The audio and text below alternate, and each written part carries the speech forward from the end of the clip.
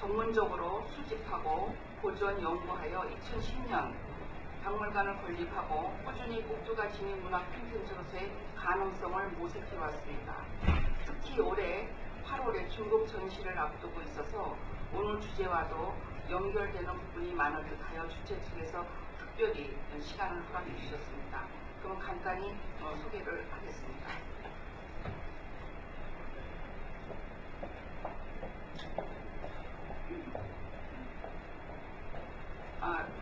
우선 여러분께 꼭두에 대해서 잘 모르시는 분들을 위해서 꼭두가 무엇인지 간단히 말씀을 드리고 이러한 전통문화유산의 꼭두가 오늘날 어떻게 재해석되고 재창조되어서 현대 문화 콘텐츠로 가능하고 있는지를 소개하겠고 박물관이 진행한 사업 내용의 주요 내용이 될 것입니다. 그래서 마지막 꼭두가 중국에서의 전시를 앞두고 있음을 말씀드리며 한중문화교류의 장에서 꼭두가 어떤 역할을 할 수 있을지를 모색해 보겠습니다.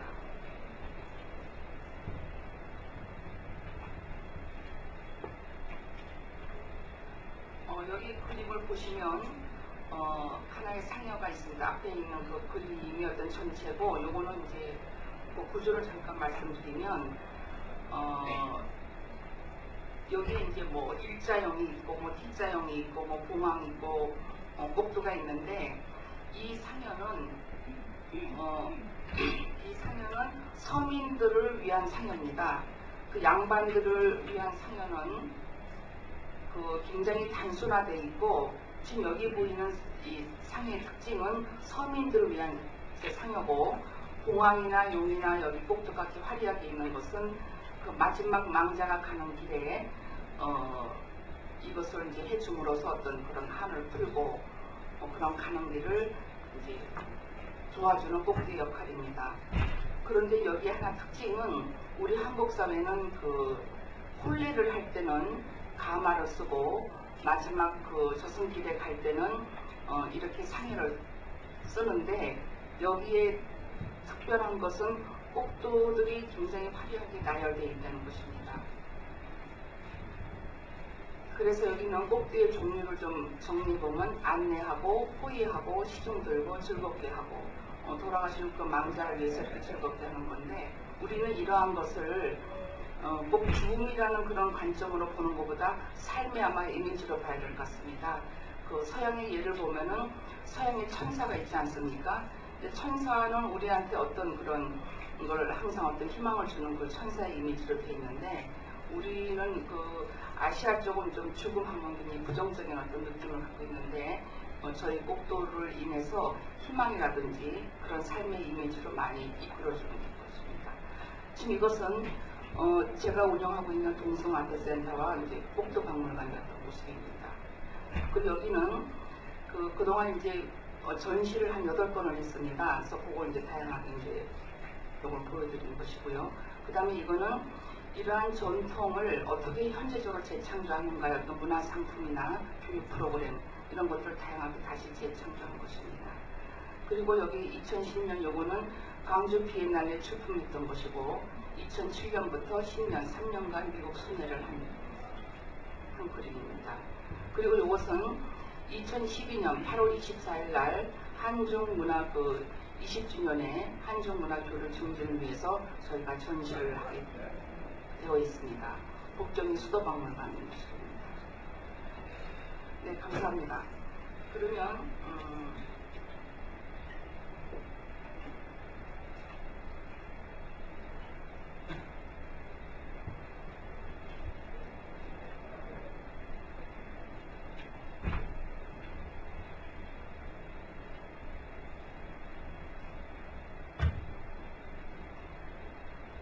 그러면 바로 첫 번째 발표를 청해 듣도록 하겠습니다. 첫 번째 황포수의 홍포그룹 김서영님의 발표를 듣도록 하겠습니다.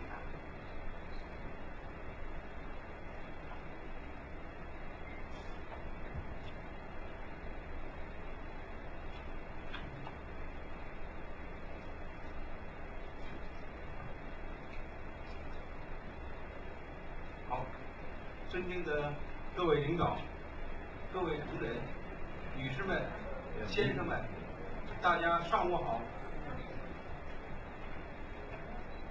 很高兴来到这美丽的冀州，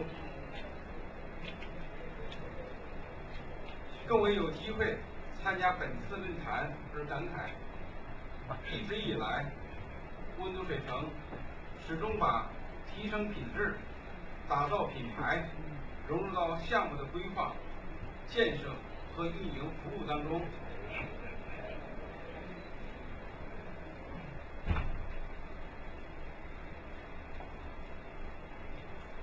开业不到6年的功夫，便荣膺国家4A级景区和中国驰名商标，见证了温都水城品质魅力和品牌价值。一是文化底蕴深厚，温都水城汇集了郑家庄皇城历史文化、温榆河水域文化以及温泉养生文化的精髓，并在建筑风格上实现了中国古典文化与西方现代文化的有机融合。二是功能配套，设施齐全，温都水城集酒店餐饮、商务会展、节庆宴会、温泉养生、休闲娱乐于一体，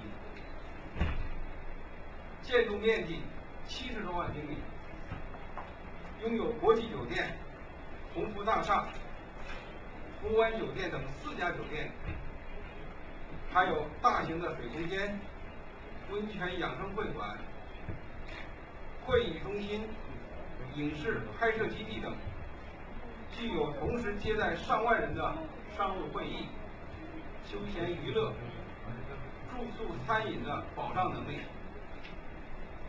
三是主题特色突出，温都水城以生命之源水为主题，水中间的戏水畅游、人工造浪、太空盆、飞天梭、漂流逍遥乐在其中。温泉养生会馆取自地下3000余米的纯天然温泉，50多个泡池，数十种泡泉、药浴以及按摩击打、桑拿、干蒸、养颜健体、保健按摩等。四是旅游与文化的融合，先后成功地举办了北京国际旅游文化节、红楼梦中人选秀、龙的传人大型选拔、全球华裔小姐的选美大赛、中韩美业时尚周、音乐现场以及多部影视新片首映式的大型文化活动，引进了中央戏剧学院、解放军艺术学院、北京电影学院等国内著名的高等艺术学校，通过了文化与旅游的对接，全力打造以原创舞台剧演出、影视新片的展映、影视动漫游戏的体验、艺术专业人才培训以及名人字画的展卖、文化精品展销为核心的文化创意产业聚集区。五是品牌的延伸，通过实施品牌资本管理输出战略，投资6个多亿元，在黑龙江5大连池开发的温都水城国际旅游会议中心，于去年7月落成开业，并配套开发了旅游地产，在海南博鳌开发的博鳌温都水城酒店公寓项目已正式启动，将于2013年开盘上市。借助自身的酒店管理、温泉养生、休闲娱乐以及北京西安针医院的医护资源，开发了自助型的国际养老公寓和护理营医护养老中心，老人们在这里既享受中级养老服务，又能体验北京五大连池、海南博鳌3D 候鸟式的养老加旅游的乐趣。我们将学习和借鉴兄弟单位的先进经验，在做优做强上下功夫，为促进中国旅游业的发展做贡献。欢迎各位莅临温州水城考察指导和交流。祝本次论坛圆满成功，祝各位的身体健康，事业兴旺。谢谢。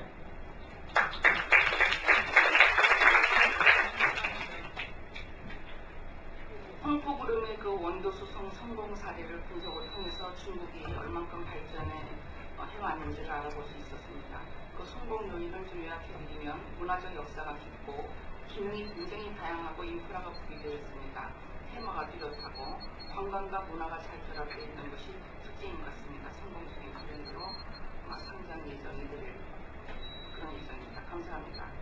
두 번째, 시주엔 중국국제여행사 국제훈전람유학공사님의 발표가 있겠습니다.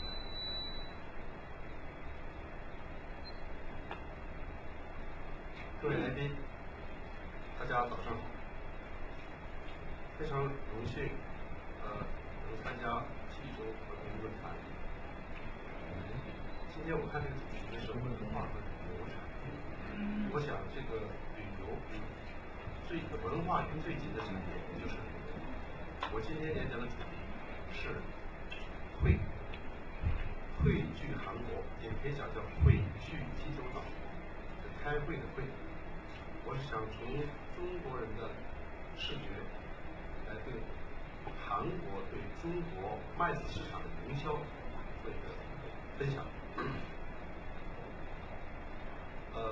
因为我准备的内容比较多，但是我听到主持人告诉我今天只有10分钟的时间，我准备了1个小时，所以我要快速的过一下，先主要的内容跟大家介绍一下。第一个，首先是中国麦子市场的现状，这块蛋糕究竟有多大？ 众所周知，会展业、旅游业和房地产被列为世界3大无烟工业。那么，10年在上海举行的世博会，让中国迎来了一个前所未有的大会展时代。中国会展产值是多少呢？06年大概600多亿元，到了2010年增至1453亿元，5年间增长了1.5倍。 年平均增长率达26%，预计到2015年，中国会展业产业是将规模达到3000亿元。那么目前中国会展业的区域分布主要是以北京、上海、广州、大连、成都、西安、昆明等会展中心城市的5大会展经济产业带。那么由东北会展经济体、东北环渤海、长三角、中西部珠三角。 中国的现在会展的设施可以讲是世界一流，因为都是很多新建的场馆。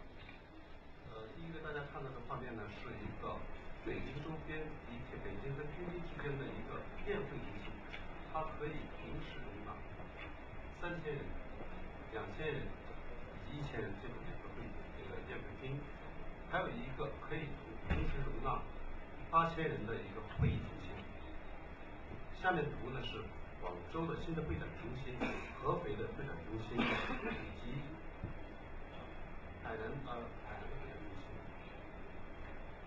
那么，中国的西部地区、西南部地区，像贵阳的会展中心，这些成都会展中心都是非常的设施非常的一流。那么，中国出境的麦子的这些历史呢？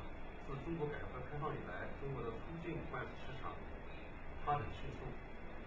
近10年来，中国的出境麦子旅游真正实现了从起步到发展的飞速的增长，这也是10年来中国出境旅游市场最耀眼的表现。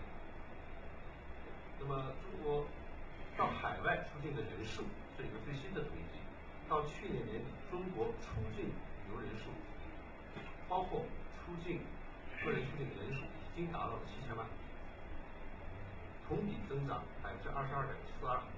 2011年中国出境旅游消费高达690亿元，同比增长了43%。2012年，今年预计中国出境人数将达到7800万，同比增长12%。那么目前中国人出境的规模已经超出美国市场的1.2倍，日本出境市场的3.5倍。可以说，在不久的将来，中国将成为世界第1大出境旅游市场。那么市场的规模在其中，随着中国经济的增长和中国对外交流的发展，MICE，也就是讲以会议奖励旅游为目的的出境的市场，也是同年的增长速度非常快。那么出境，现在的画面与这个不同步。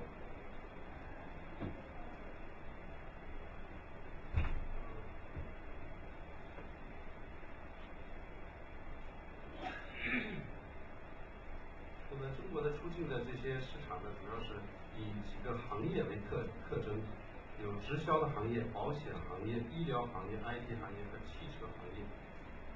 那么这些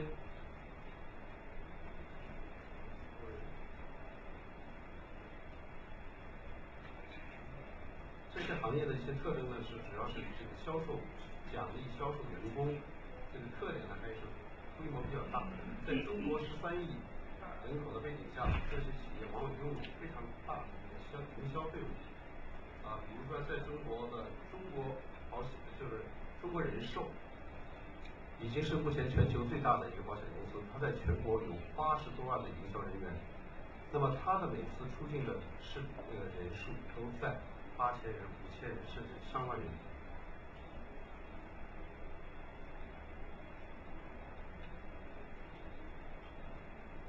那么现在还有一个特点呢，就是MICE市场的出境的消费，它消费的层次从内容与结构已经达到了世界最高水平。这些特征元素，中国的MICE团体呢已经全部具有，已经越来越发挥到了。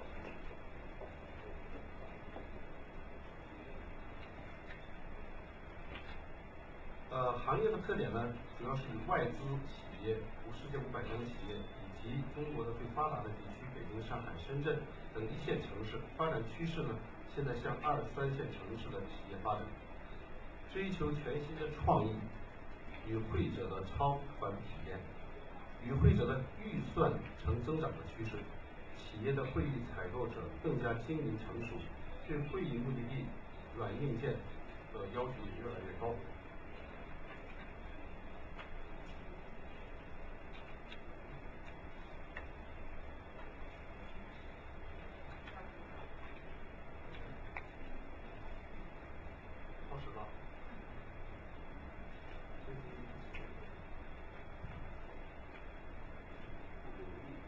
那么韩国的优势呢，是因为韩国在地理上离中国非常的近。我讲在济州岛，它是一个有独特非常独特的优势，因为韩国呢离中国的地理位置非常的近。那么环中国最近的这个沿海城市都是中国经济最发达的城市，所以从交通上、从文化上都是非常的近。那么还有很多文化上的，像韩流，还有哈韩、哈饭等这些，最近几年中韩交流的不断增加，也增加了对中国人对韩国的去旅游的一个兴趣。韩国的现在的从业人员在创意上、在硬件上有很多独到的之处。那么环境在韩国的酒店以及软硬件方面，特别是举办过像奥运会以及像这次举办的丽水世博会等大型活动的经验，创意设计也是韩国的一些特长。那么目前韩国的竞争对手主要是哪些？在近邻主要有亚洲、东南亚、马来西亚、泰国、香港，他们的特点呢是价格的竞争比较优势。另外就是像有些在举办的政府给的支持，还有在场馆的硬件的配套设施上，占据很大的优势。这远的地方呢，来自欧洲、北美、澳洲，甚至阿联酋、埃及、南非、土耳其等这些的国家呢，也给予对中国市场的营销给予大量的投入，给予非常大的一个支持。那么韩国的功夫如何更加吸引中国出境游的MICE市场？我想一呢，主要是整合韩国各地方城市的资源，特别是像济州岛这样的一个，我去年听说已经11月份成为世界第7大自然景观，像这样的一个利好消息可以做到极致化宣传，在中国很多地方还没有得到这种信息，我觉得应该加大投入进行这种品牌的宣传，可能对吸引中国游客、吸引中国MICE市场都有很大的一个帮助。还有呢，就是在华设立专门的一个机构，对从业这些人员呢进行培训，像很多澳洲旅游局、各国旅游局都在中国呢给培育当地的，比如说澳洲旅游专家、澳洲MICE专家这样的一些活动。还有就是引进人才，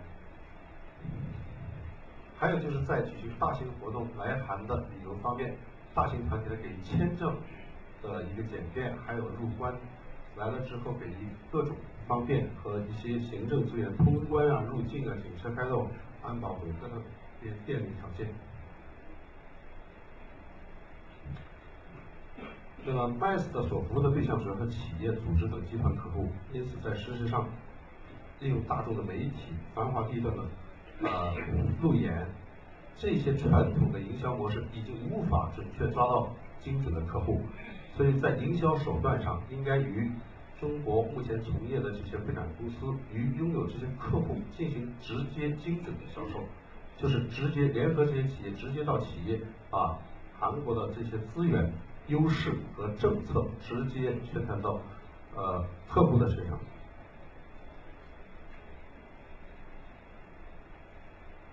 那么下面简单介绍一下国旅会展。国旅会展是国务院直属的中央企业的中国最大的这个旅游企业。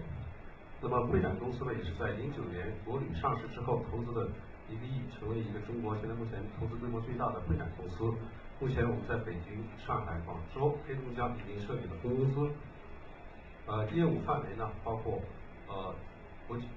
申办国际会议，组织企业公司奖励旅游，以及配合政府的一些出访，还有行业协会的一些活动。我们的主要的一些客户是世界500强中的一个大多数客户，以及中央的央企。那么这是我们成功举办了很多创纪录的一些中国国内特别是出境市场的最高纪录。我们非常自豪的可以讲，在中国会展市场上创造了一个又一个奇迹。比如说，在台湾已经举办过2次的万人团，还有去年来到韩国举办了一个11000人的一个团，还有在各国市场，包括加拿大、包括澳大利亚、包括新西兰，都是我们目前创造最高纪录。上星期我们组织2800人去了意大利，去开会，在坐哥斯巴游轮，也创造了中国团单一团赴意大利的最高的纪录。那么这是一个去年万人团来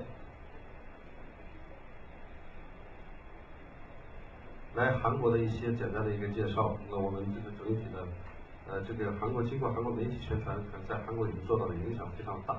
我们呢主要有几个记录，一个是我们用酒店用了50家酒店，用房用了33000间，用大巴用了560辆，领队就262名，当地的导游210名。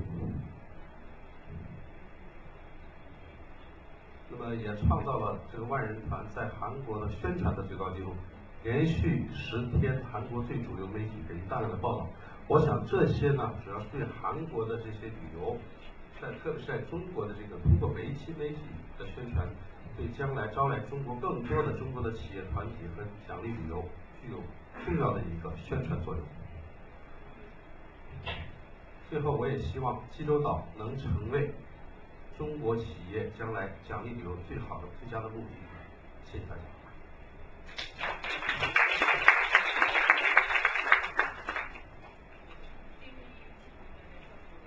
장점을 살펴보고 이를 통해서 한중간 관광문화 발전 방안에 대해서 모색해봤고 중국 회사와 그 합작을 통해서 중국 고객 유치라든지 한국의 큰 행사 시 그 중국 대표단을 초청하고 중국 회사 내부의 전문의 비용을 배양해서 한국을 널리 선전하면 좋은 어떤 성과를 올릴 수 있을 것이라고 전망한다고 말씀하셨습니다. 감사합니다. 다음에는 그 르팡루이 진주 티베니아 그룹의 회장님 하시겠습니다.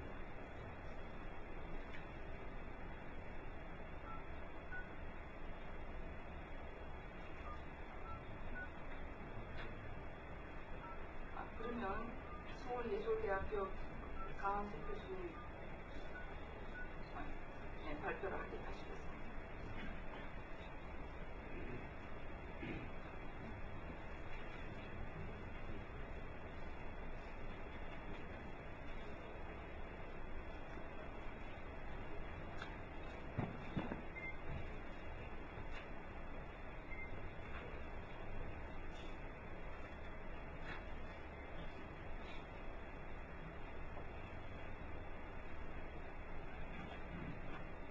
네, 안녕하세요.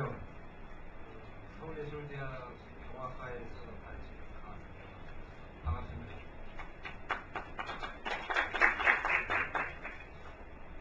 오늘 저는 관광상품 브랜드화와 문화 콘텐츠 세션에서 한국과 중국이, 중국과 한국이 어떻게 하면은 더욱 많은 교류를 하고 상호 발전할 수 있는지에 대해서 기존의 시각과는 조금 다른 의견을 그래서 제 발언의 주제 제목은 문화동맹 프레임이고요.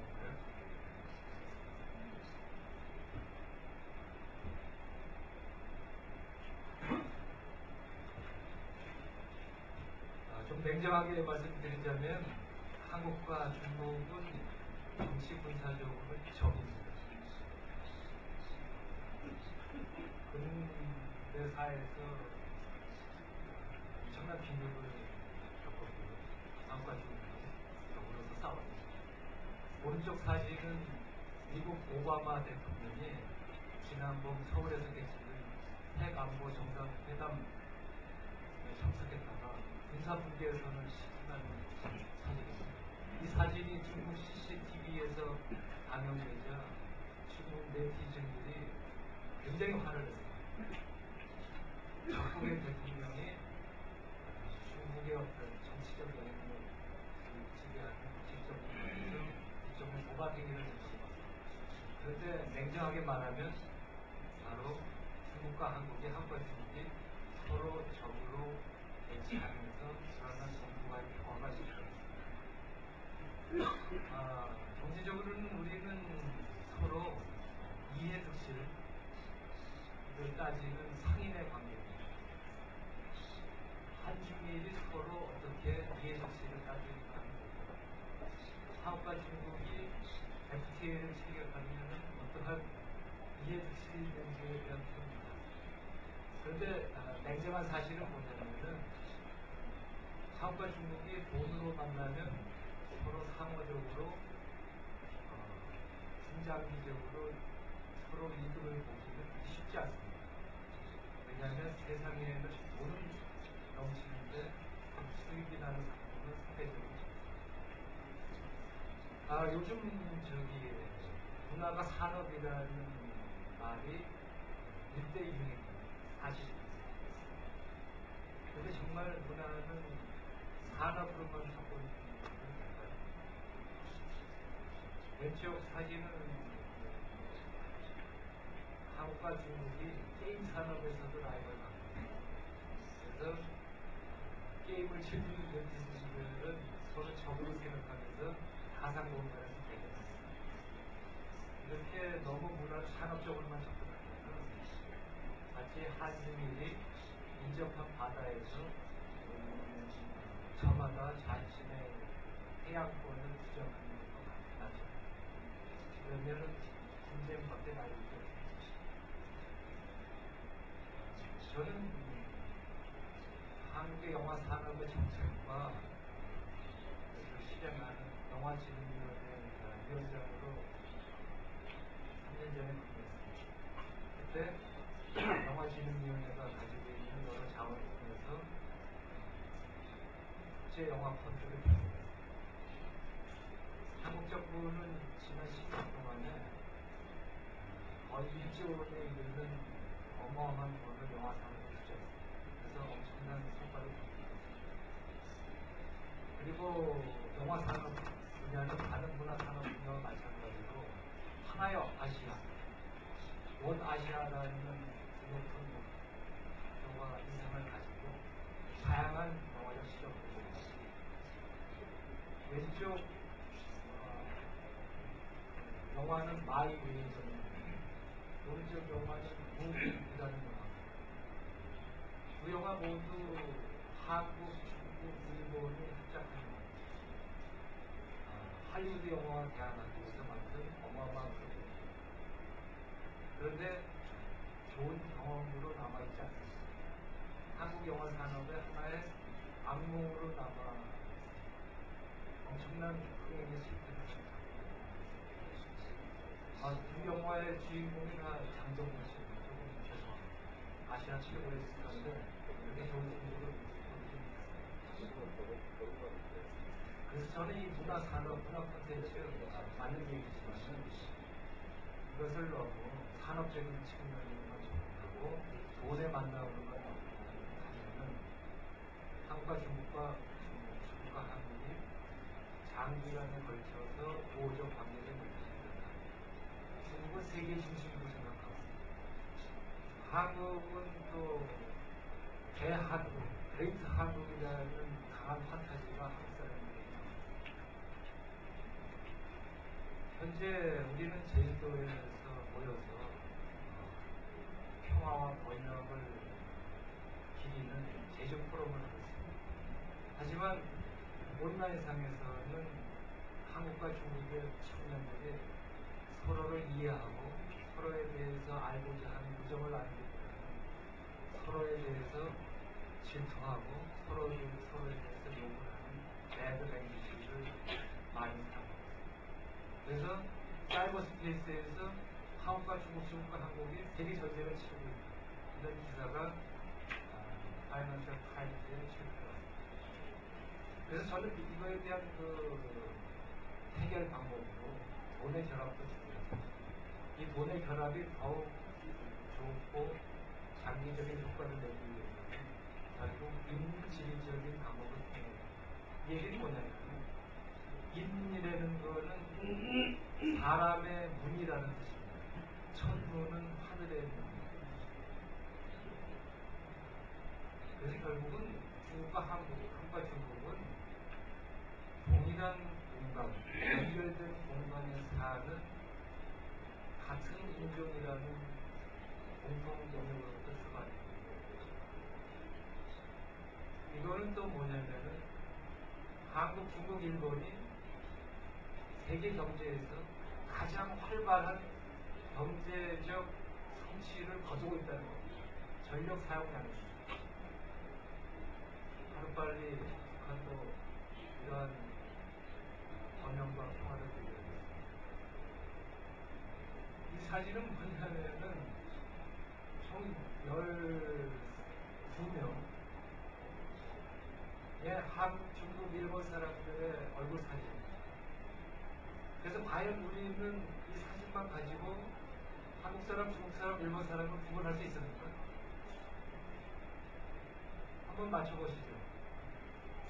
맨 아래 오른쪽 끝에 있는 긴 머리를 한 어여쁜 아가씨는 한국 여자일까요? 중국 여자일까요? 이거죠. 어떻습니까? 정답은 뭘까요?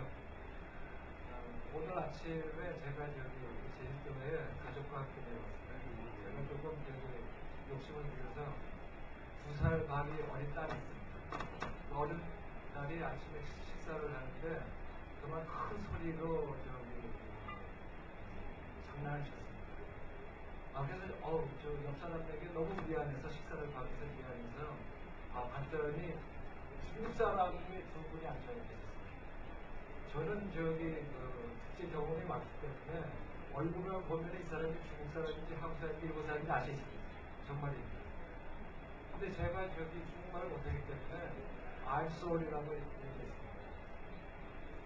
그랬더니 이분이 유창한 한국말로 전혀 그렇지 않아요 하고 있습니다. 중국 사람과 한국 사람과 일본 사람은 많은 분들의 주장에도 불구하고 그렇게 차이 나지 않습니다. 왜냐하면 중국은 어마어마하게 큰 나라고 대부분의 한국 사람들은 중국 대륙에서 이동한 사람입니다. 다음에 또 어마어마한 한국의 문화유산이 건너가서 일본에 건너갔습니다. 일본은 한국, 중국, 일본의 자동차입니다. 그래서 인종학적으로 봤을 때 한국, 중국, 일본은 그렇게 차이나지 않습니다. 이거는 뭐냐면 소녀시대가 국경에서 공연했는데 실제로 만나보니까 아까 마이스 산업을 소개해 주신 이준희 회장님이 말씀하셨듯이 만난다, 회합한다라는 것은 뭐냐면 돈이 만나는 것이 아니라 사람이 만나는 거예요. 사람이 만나면 중국과 한국 한 것인지 싸우는 것이죠. 저는 영화 쪽에서 가르치고 이겨왔습니다. 그래서 커다란 중국, 한국의 국제펀드를 결성해야 됩니다. 그 결성의 방법과 활용의 방법들은 내일 이 자리에서 한국 중국 국제펀드에 대해서 결성하는데 주요한 분들이 오셔서 알아가십니다. 거기 오시면은 어떻게 국제펀드가 만들어지고 우리가 어떻게 활용할 수 있는지 알 수 있을 것 같습니다. 저는 학교에서 지금 이제 가르치는 선생님이기 때문에 근데 이렇게 커다란 중국, 한국 국제펀드가 잘 활용되고 수익을 내고 장기적으로 활용되는 건 어떻게 되느냐. 국경에 있는 국경영화학교, 국경전형학원이라고 영어로는 베이징 필름학원입니다. 다음에 서울에는 영화진흥위원회가 운영하는 한국영화아카데미가 있습니다. 이 한국영화아카데미는 한국의 주요한 영화 감독들을 배출했습니다. 그런데 한국영화아카데미에는 불행하게도 한국말로만 강의합니다. 대부분의 학생이 한국인입니다. 국경전형학원에서는 중국말로만 강의합니다. 본 과정에서의 학생들은 대부분은 중국 학생입니다. 근데 우리가 하나의 모델로서 삼을 수 있는 유럽의 영화 교육은 프랑스의 영화 학교가 따로 있고 독일의 영화 학교가 따로 있고 영국의 영화 학교가 독립적인 학교가 있습니다. 프랑스 파리에 유럽 공동체가 운영하는 영화 학교 튜니스라는 학교가 있습니다. 여기에서 유럽의 젊은이들이 모여서 서로의 공통되는 주제로 다양한 경험을 나눕니다. 저는 그래서 이것이 바로 국제영화펀드가 한국 중국 펀드가 장기적으로 있습니다. 국경 전형학원과 한국영화 아카데미가 서로 긴밀하게 연결됩니다. 장기적으로는 하나의 학교로 운영됐을 때 원의 결합, 이 펀드를 가질 수 있습니다. 마지막입니다. 저는 금년 8월 10일부터 8월 17일까지 일본 규슈 후쿠오카에서 한국, 중국, 일본 학생들이 만나는 일주일 동안의 단편영화 워크숍을 합니다. 주제는 뭐냐면 Let's Make Love Together. 그래서 그걸 뭐라고 이름 붙였냐면은 대세포라고 부르죠. 중국의 베이징, 서울, 한국의 서울, 일본의 도쿄의 젊은이들이 규슈에서 만나서 서로 서로 사랑하지 않는 단편 영화의 맛. 바로 이런 것들이 모여서 한국과 중국이 더욱 많은 시각을 경험하고 더욱 많은 커다란 돈을 모아서 세계 문화 콘텐츠를 앞장을 섰습니다. 감사합니다.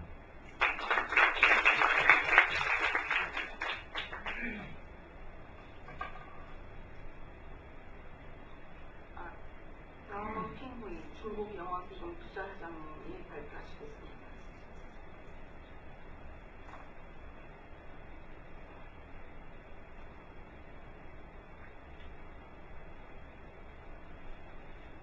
大家好，我是来自中国国影基金27的平辉，我讲话的主要内容是关于我们国影基金的一个基本情况介绍，以及我们正在计划与韩国合作的一些影视的项目。国影基金呢是由中影集团和中国电影协会发起的一个立足于中国电影行业的产业投资基金，目前呢已经发到了第2期。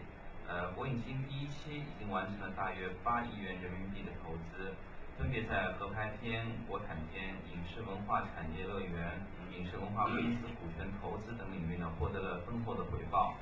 它的年平均回报率大概在28%左右。投资的电影包括有章子怡主演的《茉莉花开》，赵薇主演的《玉观音》，田壮壮导演的《小城之春》，以及好莱坞大明星尼古拉斯凯奇主演的《The Lord of the War》。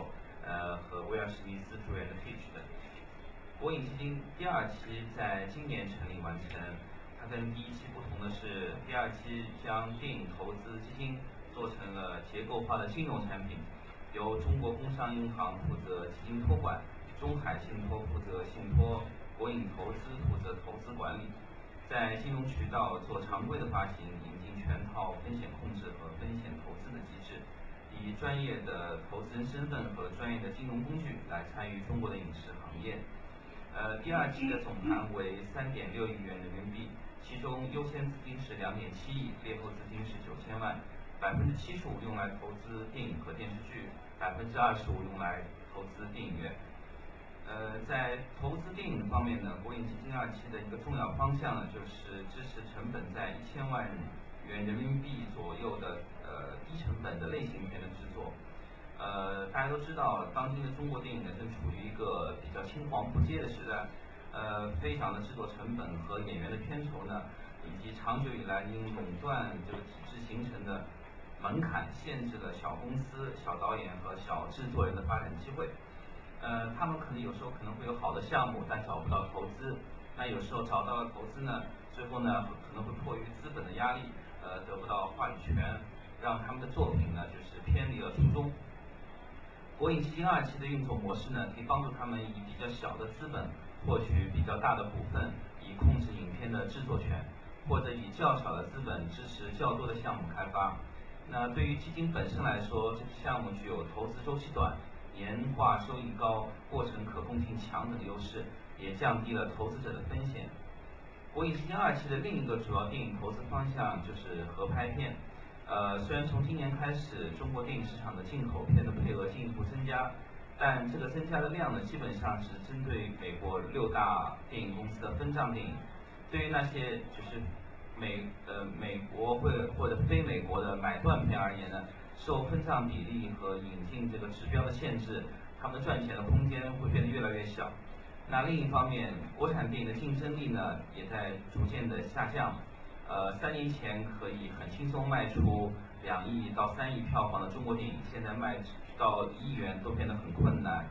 这主要是因为长期以来，就是中国电影呢都比较重视宣传，但是很看轻制作，而且我们的审查制度也非常严格，限制了剧本的想象力。那很多电影公司都是抱着赚快钱的态度，所以他们技术呢也得不到一个进步。观众在经过长久的这个容忍之后呢，变得有点忍无可忍了，最后只能放弃去看中国电影。那我觉得就是改变这些情况的这个方法，就是做合拍的电影。合拍电影呢有几个优势，第一呢就是它的海外预收可以实现做到，然后降低了制作成本，然后减轻了国内的回收压力，提高了海外的版权价值。第二点呢，它不受中国进口电影的一个指标限制，而且它的分账比例是跟中国电影是一样的。第三就是利用了国外的制作团队力量，提升了电影的品质。第四个就是通过一个合作，完成了新的人才的培养和训练。因为中国有非常庞大的人口，所以说呢，它正在向亚洲第一电影市场、世界第二电影市场发展。今年重映的3D 版的《泰坦尼克》这部电影，在中国已经取得了将近11亿元人民币的票房，占全球票房的1半。以至于电影的这个导演詹姆斯卡麦隆呢，专门还要到北京电影节来参加活动。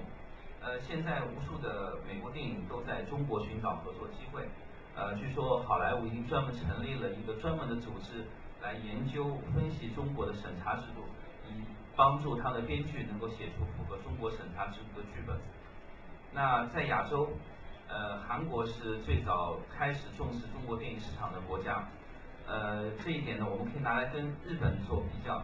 在90年代初期，日本电视剧和日本的电影明星在中国非常的红，但是现在日本的电视剧和电影在中国的欢迎程度远不如韩国的电视剧和电影，而且日本的电影明星在中国的价格也是远不如韩国的明星。这主要是因为韩国电影公司对中国电影市场的一个策略是非常开放的。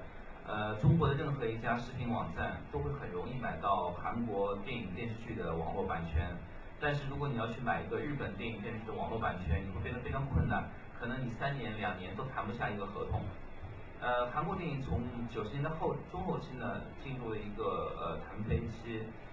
我个人是非常喜欢韩国电影的，就我认为，就当今的世界电影工业中，韩国在商业电影上的成就和实力仅次于美国。韩国电影之后虽然经历过一次冲击大制作的失败，但是很快呢，它调整了策略，将电影重新做回以故事和品质为主。这几年的好作品非常多，像大前年的一部电影叫《追击者切勒》，这部电影在戛纳首映3天以后呢，就被好莱坞华纳公司买走了翻拍权。但是韩国电影有一个大的问题，就是它的本土的市场容量太小，不足以支撑它做更多的制作和更大的制作。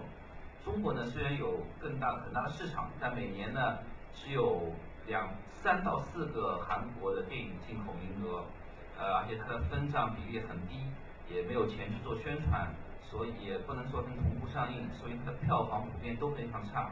像韩国的一线的男演员袁彬主演的《大叔》，在韩国非常卖座，但在中国呢就只能卖900万人民币左右，基本上是不赚钱的。所以说现在韩国很多电影公司也都在中国积极的寻找合作伙伴，拍摄合拍电影。那相对于中国跟美国做合拍电影，我觉得中国跟韩国会更加容易。主要是文化比较相近，沟通方便。第二呢，就是像前面教授所讲的，大家的长相都是一样的，故事上面比较好写。第三个就是制作成本大家都会比较低。这种合作呢，对双方的帮助其实都很大。对于韩国方面呢，我觉得多了一个巨大的市场。那对于中国方面呢，解决了一个技术问题。就大家都知道，电影是一个技术工种，它的技术呢分成硬技术和软技术。那软技术指的是剧本的编写、导演的叙事能力，硬技术呢是可能像特技拍摄啊、电脑动画等等。但韩国电影在技术上的能力呢，要比中国电影高很多。我觉得他们既能拍出非常感人的爱情电影，也能拍出非常火爆的动作电影。比如说，我不久前看过一部韩国的电影叫《快递惊魂》，它只有5000到6000万人民币的投资，但它的飞车和撞车的这些场面，我觉得比好莱坞的那个《Bad Boy》拍的还要精彩。那这样的电影在中国可能你花1个亿人民币都未必拍得出来，但很可惜的是，它在韩国的观影人次可能只有300多万人。但是如果能做成合拍片，它也能在中国上映，我相信它在中国的票房很轻松就可以达到大概1.5亿人民币。所以我们国影基金呢非常注重跟韩国的合作，最近呢已经有2个项目正在运作当中。一个是我们购买了今年年初播出的一个韩剧叫《拜托队长》的中国翻拍版权，我们计划在明年年初开机正式拍摄。另外一个呢是在今年戛纳国际电影节上，我们正在洽谈的跟韩国的 Bancut 公司谈真的一个叫《史前巨鲨》的电影。这部电影讲述在古代一群渔民猎杀一头凶猛的大鲨鱼。那这部电影的投资大概在1300万美金左右。那根据我们的估算呢，在韩国市场基本上能够收回成本。那像中国的票房大概可能会超过1.5亿人民币，再加上其他海外的市场，收益应该是相当很可观。总之我们国影基金希望能够在将来与更多的韩国电影公司和电影人取得合作，那能够在市场上与这个美国电影进行抗衡。我这次来到济州发现济州非常漂亮，我们也希望能够尽快能够跟韩国电影公司合作，能在济州岛拍出一部把济州岛的美丽风光介绍给中国人的这个电影。谢谢大家，我的话完了。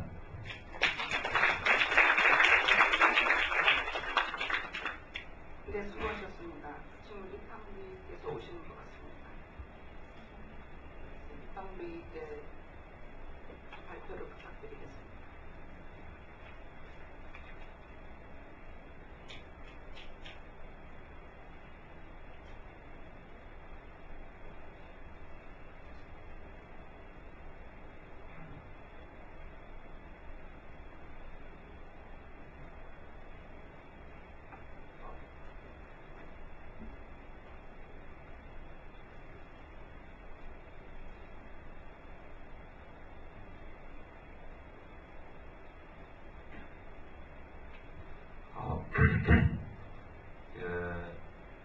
尊敬的各位朋友，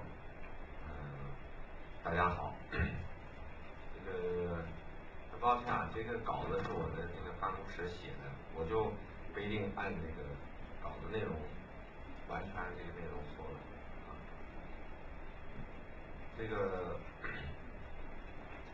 金钟罩药集团啊，我们回顾了一下，我们已经26年了。从我19岁开始创业到现在，我算了一下，这个时间不短了，26年。金钟罩药集团呢，目前呢已经发展成为了一个在中国作为现代藏药是最大的一个品牌企业。胡锦涛主席呢，在2002年5月呢，亲自到我们企业去视察我们的藏药现代化，给了我们很高的评价。金钟藏药呢，在深入的挖掘传统的中药和藏药的结合，对藏药进行现代化的处方工艺的改进，做了11个剂型，14个独家的国药种子的专利药品。这个药品呢，在市场上呢，疗效受到了很大的效果。尤其我们在治疗心脑血管、糖尿病、风湿病，包括白血病，包括4种癌症，肝癌，胃癌、肺癌方面，效果都十分的显著。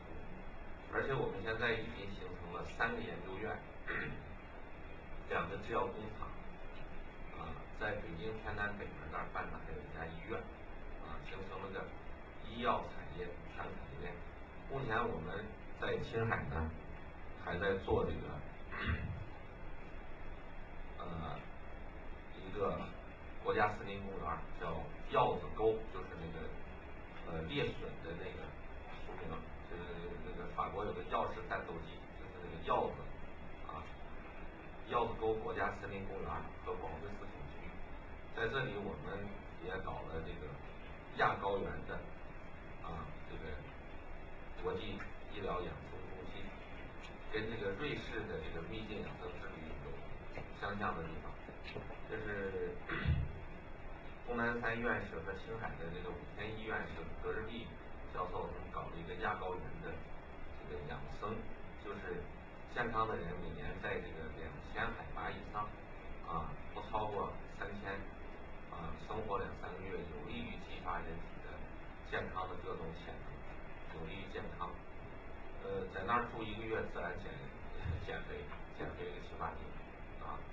这就是我们现在从医药健康产业做。那那么今天我讲的呢是这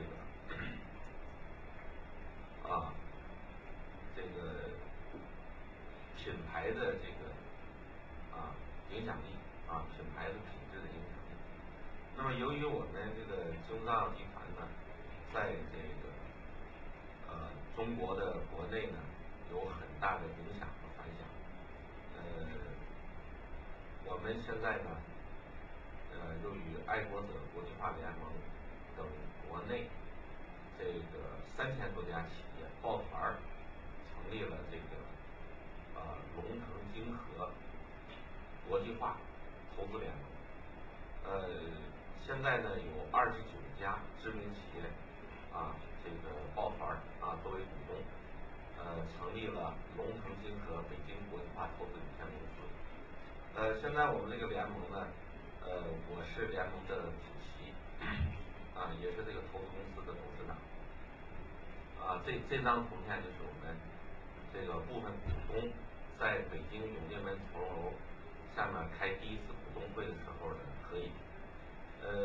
这个永定门城楼现在政府委托我们集团在管理，它是北京城的皇城的正门，也是北京这个龙脉的龙头，也是北京中轴线南端点的起点。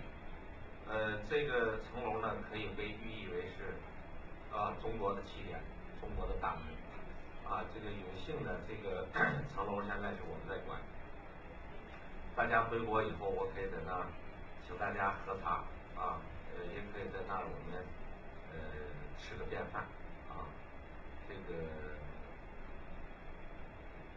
这是我们龙腾晶合这个下一步的一个商业运作的这么一个模式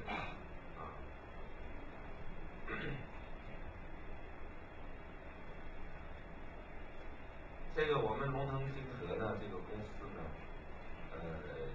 也就是说这个联盟呢，会在今后的一段时间里面，可能会有很多大的动作有很多大的这个对国际上的这个项目的投入。比如我们其中的一个联盟成员也是我们的股东，他们把这个德国的这个帕西姆机场收购了，而且在全世界有20多个国家呢，有保税区的合作。昨天我们的一个执行董事杜德利呢，德利集团的杜总给我打电话，昨天下午他也在中国在北京和这个韩国的有关部门洽谈了这个韩国的这个什么通川机场的一个合作，还有一个什么开发区的合作可能对这个韩国呢我们也有一些考虑。前段时间这个我们这个杜总呢，他也来跟韩国的一个造船厂洽谈了这个投资合作，可能基本也谈。总之吧，我就是简单的给大家介绍一下我们集团呢，我的主业是做这个健康产业就是医药研发、生产，还有医疗养生。这个跟普济这个济州岛的下一步的这个健康养生这一块呢有很好的契合点。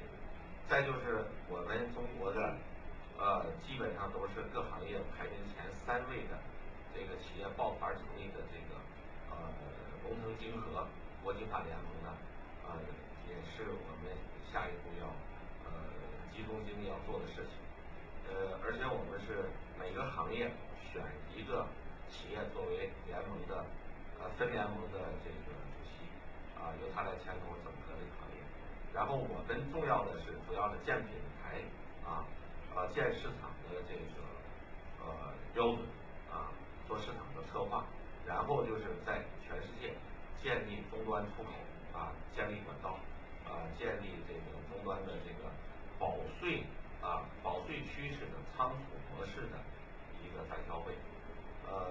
然后联合银行呢对区的商品进行这个仓单抵押这个货物生成仓单以后银行会给贷款，然后利用我们在全世界的各联盟球员的优势对这个进入的企业进行服务尤其是各国的认证和客户的寻找好了，我就讲到这儿，谢谢大家。 네, 수고하셨습니다. 마지막으로 있거나 말거나 박물관 관장 이정호 선생님 말씀해 주시죠.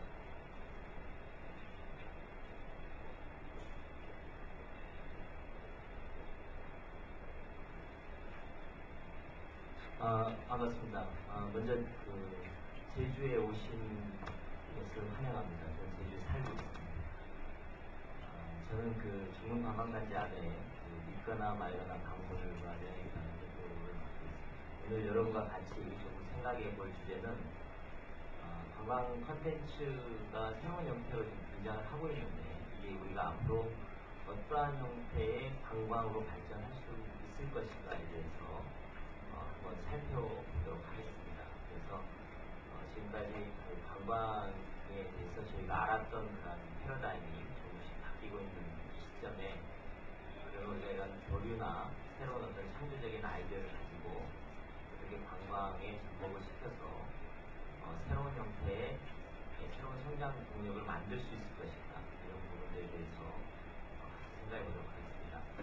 오늘 굉장히 훌륭하신 발표자분들 많이 들어주셔서 감사하고 제가 제주도 이제 사람이고 마지막에 발표를 하는데 특히 주민분들 많이 오셔서 좋은 말씀 해주셔서 감사하고 제가 북경에 갔을 때 발표자로 나와주신 홍프그룹의 황토수 회장님이 아주 반갑게 맞이해주시고 안내해주시고 해서 굉장히 따뜻한 마음을 가지고 돌아왔는데 제주에 처음 오셨는데 따뜻한 마음으로 맞이를 해서 좋은 인상을 갖고 돌아가셔서 서로 좋은 교류가 됐으면 하는 마음으로 먼저 전하겠습니다. 제가 이제 먼저 살펴볼 거는요.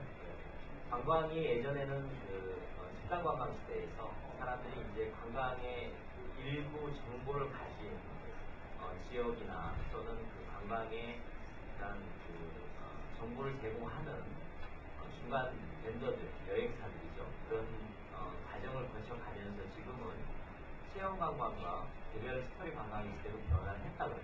그러면 어떠한 형태를 가지고 변화를 했는지 한 번씩 같이 보도록 하겠습니다. 그래서 관광이 우리가 생각했던 거에 단순한 본 관광의 패러다임을 떠나서 이제는 보시다시피 체험하고 그곳의 문화라든지 자연, 예술, 역사 이런 거를 직접 본인이 알고 있던 지식과 함께 결합해서 살펴보는 그런 관광 시대로 지금 바뀌고 있죠. 쇼핑은 관광과는 부수적인 관계다라고 생각을 했는데 이제는 관광의 목적보다 오히려 쇼핑의 목적이 되는 쇼핑 관광이 등장을 할 정도로 패러다임이 좀 바뀌었고 그 다음에 이제는 각국의 어떤 경계선상이 조금 무너지면서 의료를 통한 관광이 활성화되고 있습니다. 특히 보도를 통해서 많은 분들이 알고 계시겠지만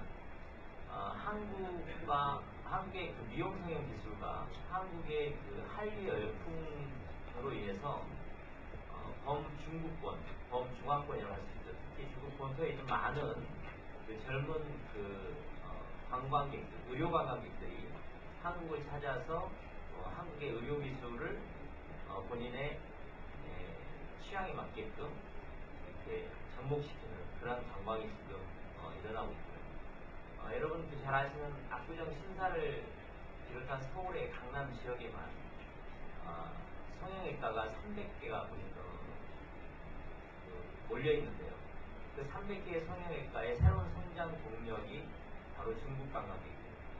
그리고 서울에 흔히 빅4라고 하는 4대 메이저 대학병원의 주요 의료 관광객들은 중화권을 비롯한 베트남, 그다음에 태국, 말레이시아, 그다음에 저 위에 카자흐스탄, 우즈베키스탄, 러시아, 그다음에 이제는 두바이 이런 중동권까지 그거는 이제 디지스라고 해요. 질병적인 관광을 치료하기 위해서 오는 그런 형태로 좀 발전하고 있습니다.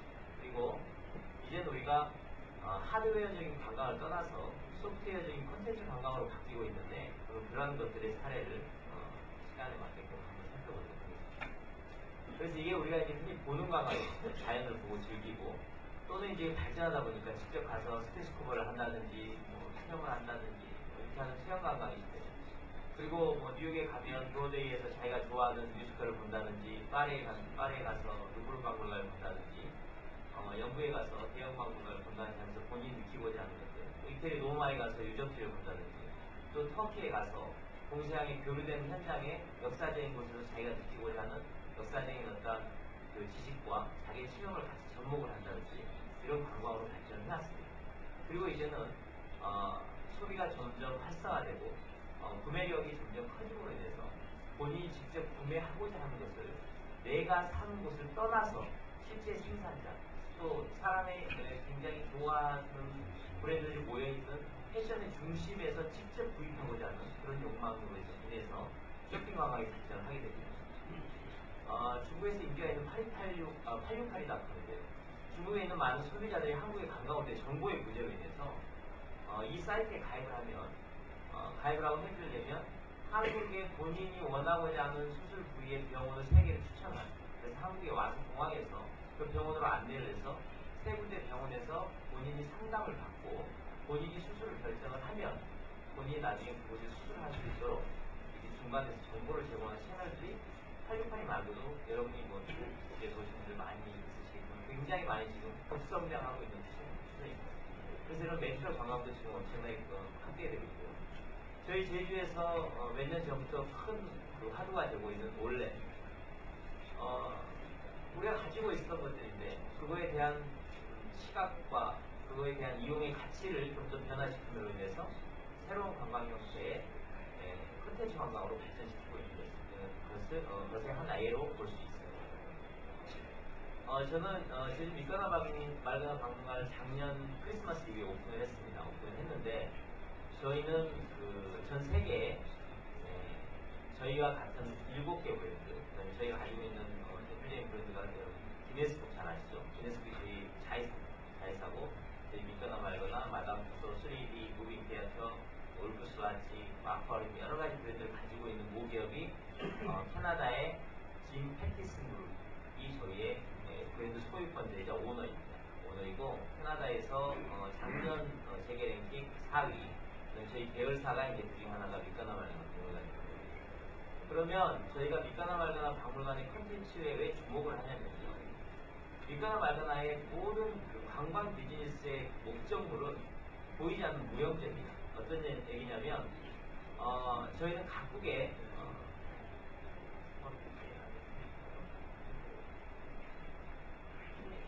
체험에 대한 정보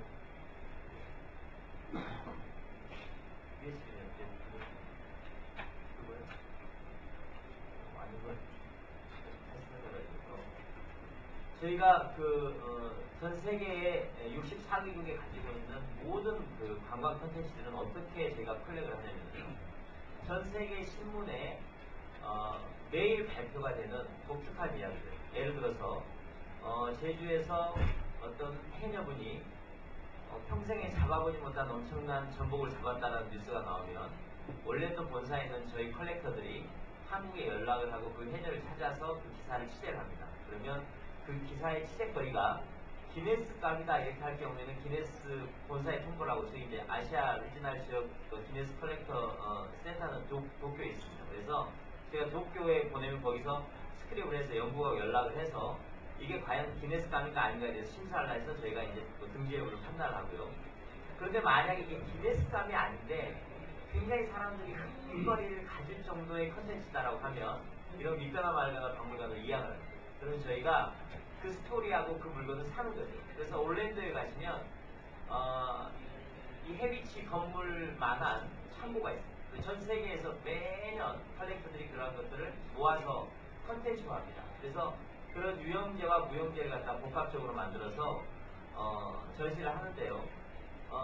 저희 컨텐츠 같은 경우는 이런 그 전시를 통해서 고객들이 식상해 할 수 있기 때문에 전 세계 박물관을 통해서 매년 저희가 이제 매년 전 세계 밑가나 말가나 박물관 사장단 컨텐츠 회의를 미국에서 합니다. 그러면 제가 참석해서 그 해에 컬렉트됐던 모든 컨텐츠를 이렇게 전시를 통해서 저희가 회의를 해서 이거 우리가 가져가겠다, 이거 우리가 내놓고 가져가겠다, 이런 식으로 협의를 해서 계속 컬렉트 아이템들을 바꿔가는 저희가 이제 새로운 어떤 컨텐츠를 계속 제공하면서 성공을 하고 있고요. 그래서 저희 믿거나 말거나 박물관의 가장 큰 장점은 뭐냐면, 믿거나 말거나 박물관이 지금 전 세계에 오퍼레이션 한 지가 30년이 넘습니다. 30년이 넘는 지금 동안 전 세계 믿거나 말거나 박물관의 단 한 군데도 문을 닫은 곳이 없고요. 단 한 군데도 지금까지 적자를 본 곳이 없습니다. 30년 내내. 물론 저희 제주도에 있는 박물관도요.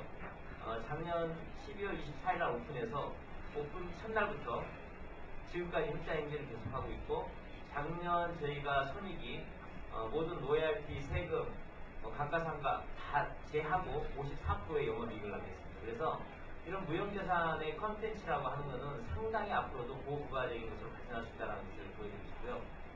그래서 이제 관광의 패턴이 이런 컨텐츠 쪽으로 흘러가면서 일반 개별 여행객들도 아까 우리가 봤던 역사나 체험이나 이런 것보다는 자기만의 어떤 무형 컨텐츠를 느낄 수 있는 관광을 가고 싶다, 이런 게 이제 현대적으로 나타나고 있다. 여러분 잘 보시다시피 누구냐면 배용준입니다. 배용준을 일본에서는 연사마라고 그러죠. 누가 제일 좋아하냐? 일본의 40대, 50대 아줌마들이 너무너무 좋아합니다. 그건 좋아하는 정도가 아니고 그냥 같이 가상의 공간에서 살고 싶은 거죠. 배용준이 일본의 리오탄이라든지 임페리얼이라든지 호텔에 묵고 가면 그로부터 한 달 정도가 되는 동안은 배용준이 묵고 가는 스위트룸의 객실이 다 매진됩니다. 누가 매진하냐? 배용준의 14만 명의 팬클럽이 그걸 잡아서 배용준이 잤던 그 방에서, 그 침대에서 머리를 맞대고 우리 은사마가 잤던 이 방에서 나 너무 행복해, 사진을 찍고 밥을 먹고 하는 이런 감성적인 시대가 지금 도래를 했다 이거죠.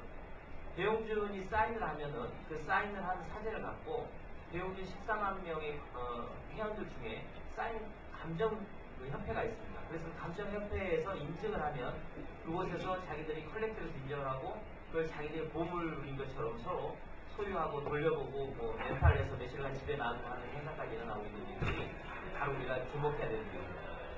배용준 씨가 제주에 와가지고 태양사신기를 찍었는데요. 제주일보 뒤편에 있는 제주돔이라는 식당에서 식사를 했습니다. 그러자 일본에서 수많은 관광객들이 와서 배용준 씨가 왔던 식당에서 밥을 먹고 가는 그런 현상들이 벌어지는 것, 일본의 도쿄돔이 5만 명에 의해서 순식간에 매진되는 것, 그리고 이러한 영향으로 인해서 한류의 음식을 배우고 일본의 여성 국부에서 태양사신기를 공부를 하고 한국의 백제 고구려 신라를 연구하는 현상들, 그 다음에 일본의 총리 부인이 와서 자기가 봤던 드라마에 배우를 꼭 만나고 싶어 해서 만나고 가는 것, 얼마 전에 후진타오 주석이 오셔가지고 청와대에서 대장금의 이영애를 한번 만나고 싶다, 그래서 이영애를 만나고 하는 현상들이 바로 이러한 새로운 컨텐츠에 의한 감성에 의한 영향으로 인해서 관광의 패턴이 바뀌는 겁니다. 어제 신문에 나온 건데요. 중국의 청성파에 있는 이런 무술이나 이런 무용제를 통해서 스마트폰의 어플리케이션이 발매가 되고 이런 무용제를 통한 새로운 관광 상품이 출시가 되고 소비자들이 이걸 체험하기 원하는 그런 것들이 바로 지금 제주 올레가 무용제 자산으로서 소비자들한테 사랑받고 소비자들이 직접 개별적인 그런 것들을 해서 새로운 가치로서 연결되어지고 있는 그런 관광의 흐름의 변화라고 볼 수 있겠습니다. 그래서 저희가 오늘 이걸 마치면서 같이 좀 생각해 볼 거는 바로 네 가지인데요. 첫째가 바로 이제 스마트폰에 의해서 정보를 공유하면서 사람들이 여행한다는 것. 그 다음에 컨텐츠의 내용이 아주 다양해지면서 우리가 전혀 생각하지 못했던 컨텐츠로서의 관광으로서의 패턴이 바뀌고 있다는 것. 그 다음에 관광 소비 자체가 이제는 컨텐츠 관광을 뛰어넘어서 현지에서 여행하는 곳에서의 소비가 이루어지는데 그것은 관광 소비 말고도 실제로 거기에서 다양한 형태의 소비가 일어난다는 거. 그 다음에 이제 더 발전한 게 뭐냐면 자기가 어떤 관광지에서 일정 부분 살고 싶어진다는 거. 그래서 일주일, 한 달 이렇게 장기 체류로 인해서 그곳에서의 관광 패턴의 흐름의 하나의 형태로 이런 레지던셜 투어링이 생겨난다는 거. 이런 것들이 바로 그런 컨텐츠의 흐름에 의해서 새로 변화하고 있는 최근의 관광의 트렌드가 아닌가 이런 생각을 합니다. 그래서 제주에서 이번 포럼을 통해서 여러분들이 이런 화두를 가지고 함께 생각하고 그런 것들을 우리의 다음 과제로서 더 발전시켜 나가는 게 저희 큰 하나의 저희가 해나가야 될 일인 것 같습니다. 좀 제주에 오셔서 좋은 물 많이 드시고 좋은 공기 많이 마시고 좋은 마음 많이 담아 가시기 바랍니다. 감사합니다. 오늘 6분이 이렇게 훌륭하게 다 발표해 주셨습니다. 오늘 저희는 오늘 세션을 통해서 한중간의 관광 및 문화교류 현황들을 살펴보는 시간이었습니다.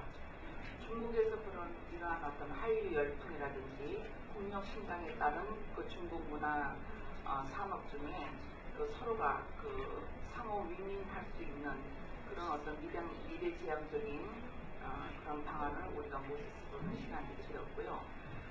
전 세계가 관광업계에 관심이 중국인 관광객이 집중하고 있는 오늘날 중국 관광시장의 규모와 전망을 우리가 좀 살펴보는 시간이 되었고요.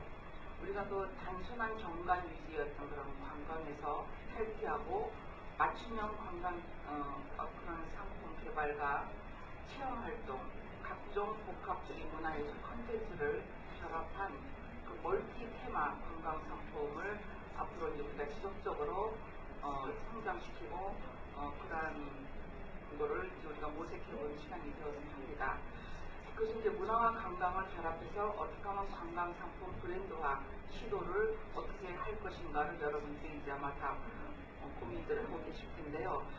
앞으로 이제 이러한 제조 포럼을 통해서 활발한 투자와 문화 교류가 이어지기를 바라겠습니다. 수고하셨습니다.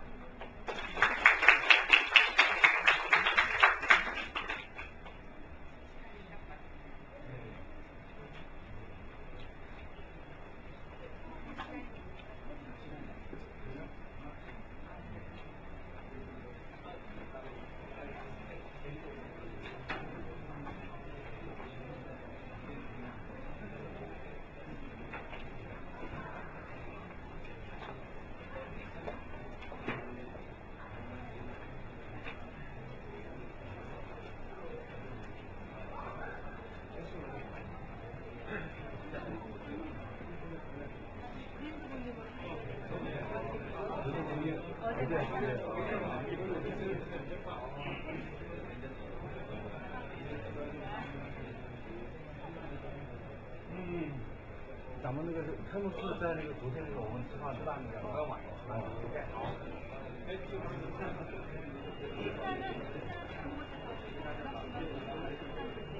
我觉得